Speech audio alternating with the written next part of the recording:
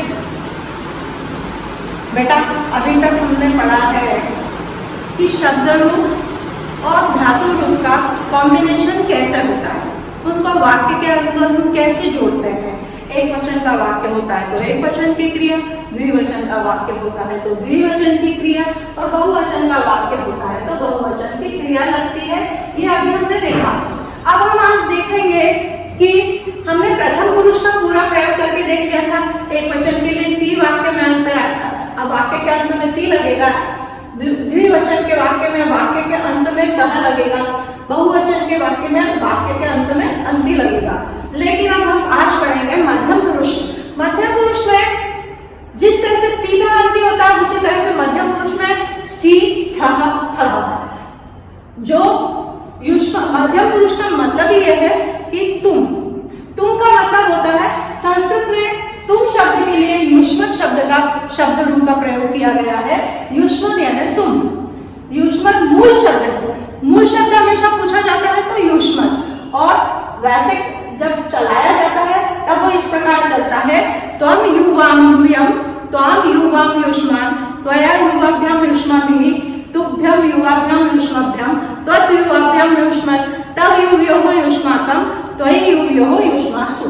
ये हो गया सप्तमी तक, और इसका संबोधन नहीं होता क्योंकि ये सर्वनाम शब्द है। सर्वनाम शब्द में संबोधन नहीं आता है। अब हम देखेंगे कि जिस तरह से हमने वाक्य देखे थे कि वाक्य हम कैसे बनाएंगे, तो यदि मैं कहती हूँ कि तुम पढ़ते हो, सरल वाक्य से हम चलते हैं। तुम पढ़ते हो तो तुम के स्थान पे आ जाएगा, तुम के स्थान पे आ जाएगा तुम। जब संस्कृत में जब वाक्य बनाते हैं तो जो म है वो ऊपर अनुस्वार के रूप में लग जाएगा। त्वम पठसि, तुम पढ़ते हो।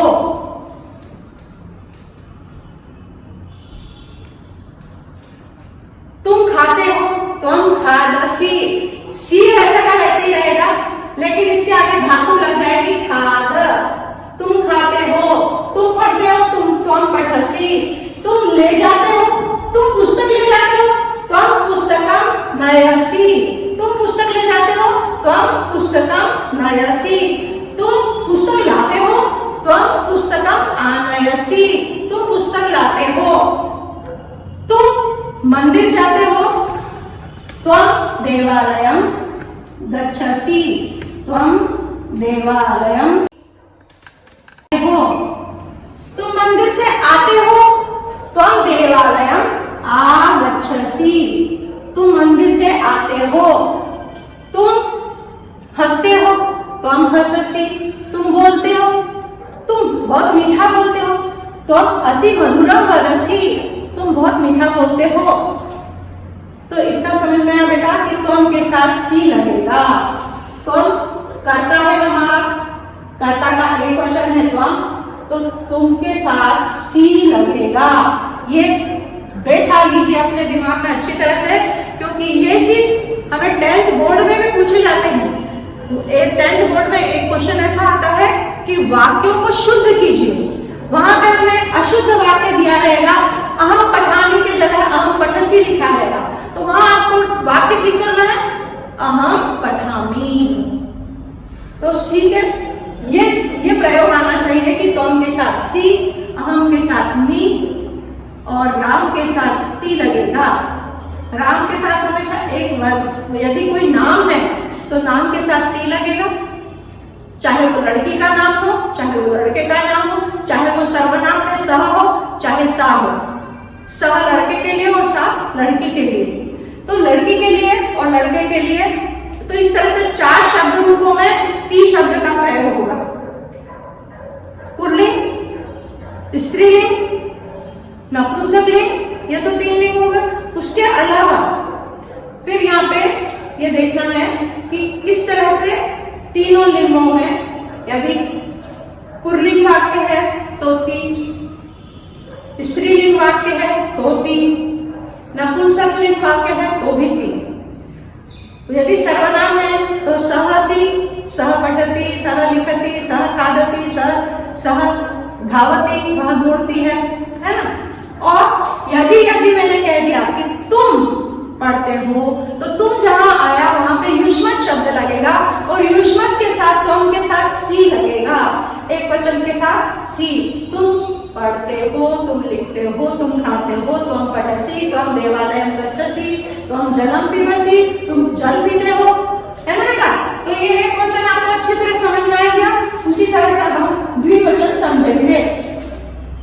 द्विवचन में जैसे हमने अभी तक देखा कि कर्ता के अनुसार ही क्रिया लगती है, तो जैसे कर्ता हमारा द्विवचन का है, द्विवचन में हो जाएगा युवा यानी तुम दोनों।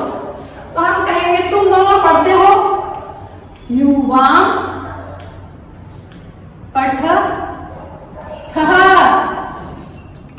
तुम दोनों पढ़ते हो, द्विवचन का कर्ता है, तो तुम दोनों भोजन खाते हो, युवा भोजनम खादत। तुम दोनों भोजन खाते हो। तुम दोनों पुस्तक ले जाते हो, युवा पुस्तकम।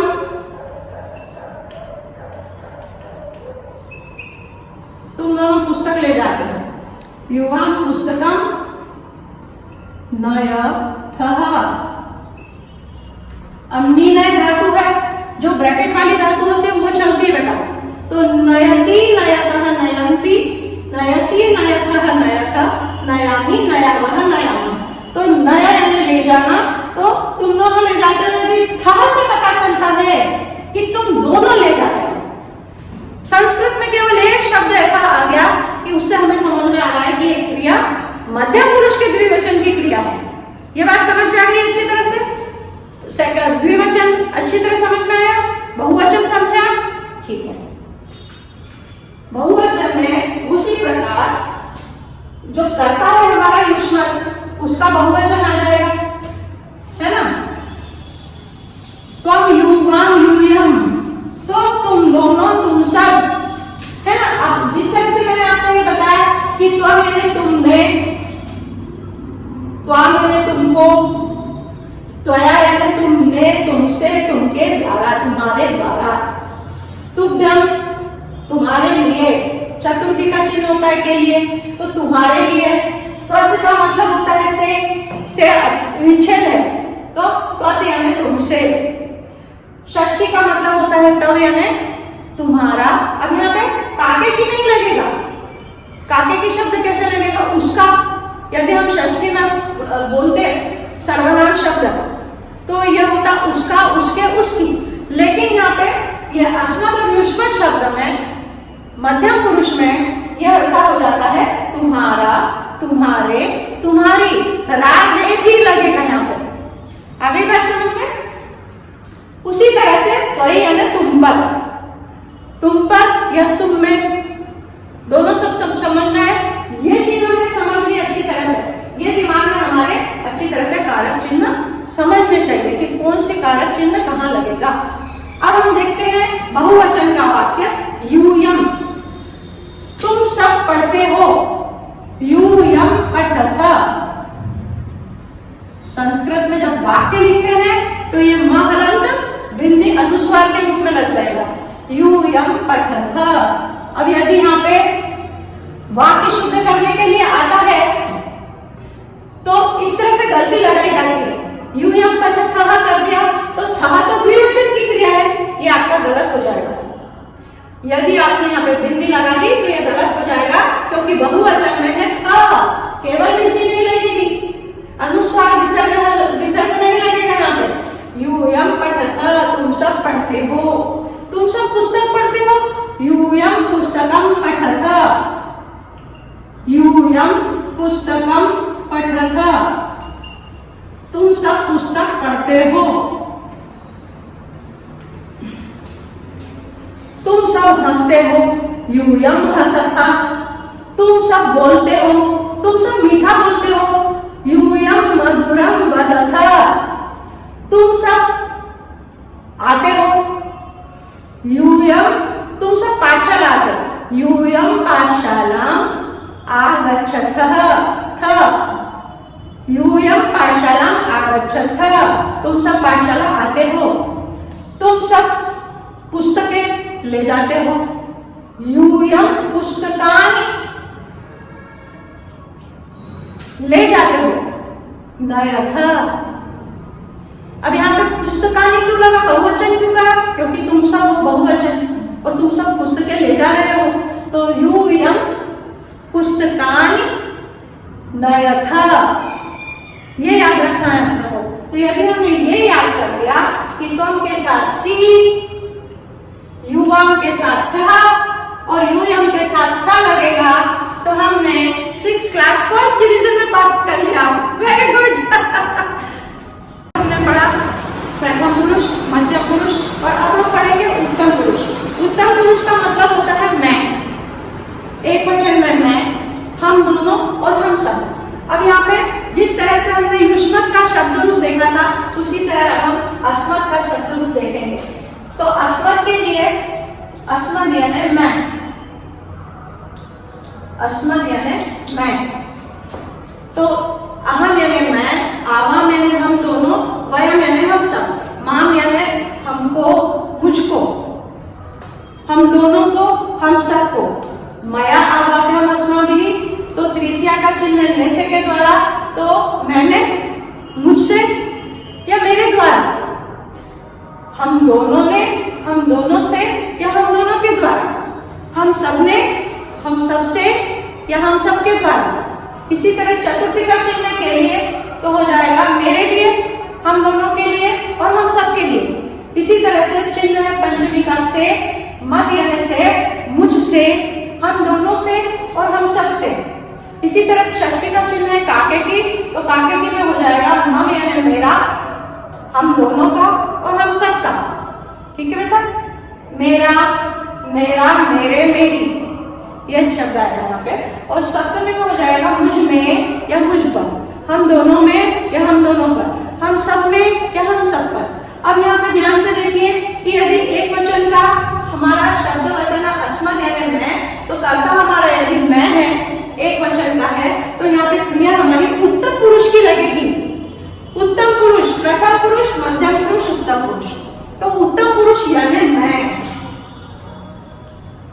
मध्यम पुरुष यानी तुम, और प्रथम पुरुष का मतलब है कि लड़का, लड़की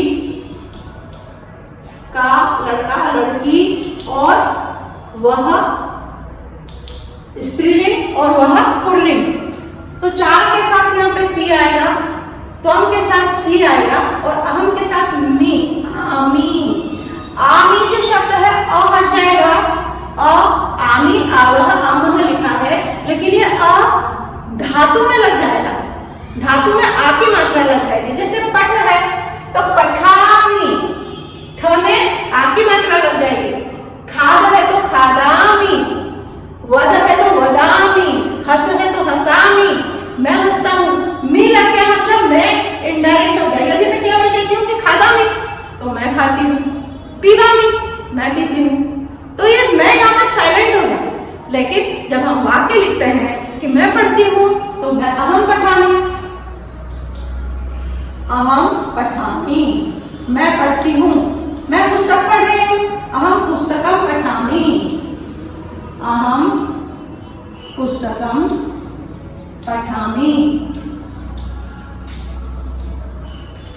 मैं जल पीती हूँ, अहम जलम पिबामी, मैं शरबत पीती हूँ, अहम शरबतम पिबामी, मैं समोसा खाती हूँ, अहम समोसा खादामी।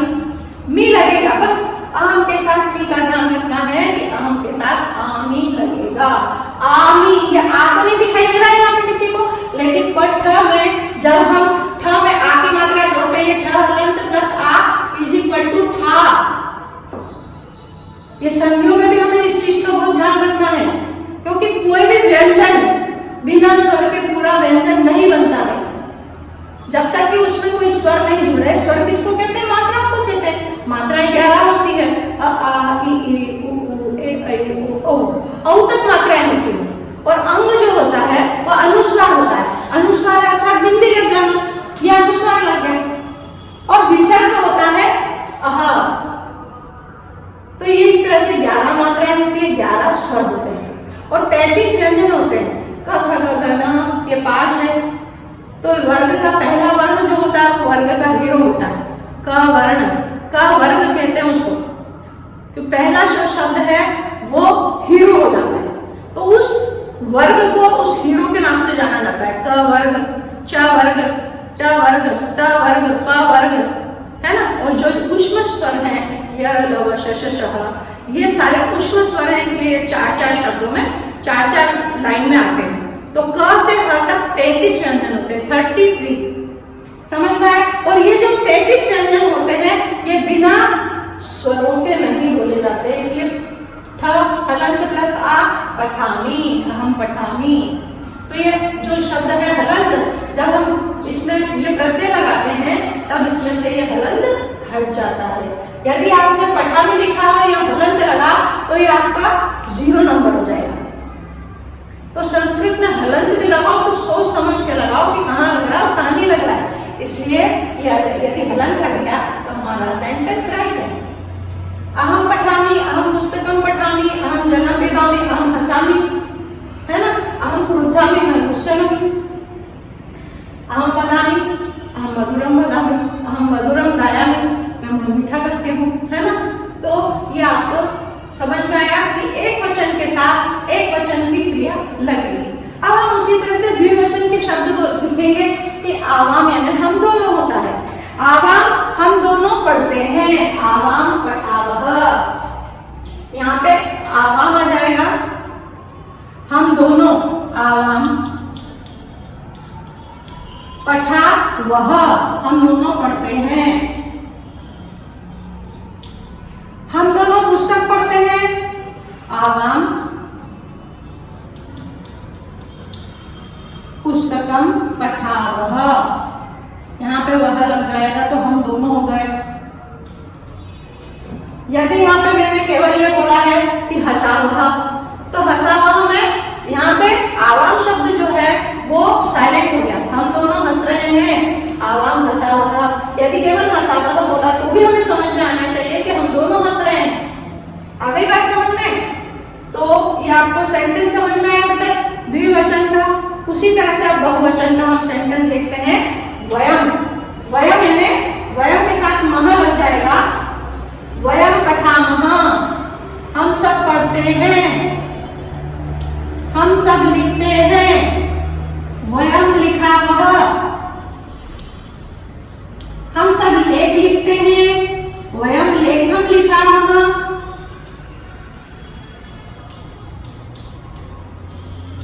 हम सब जल पीते हैं, वयम जलम पिबावः, पिबामः, वयम जलम पिबामः।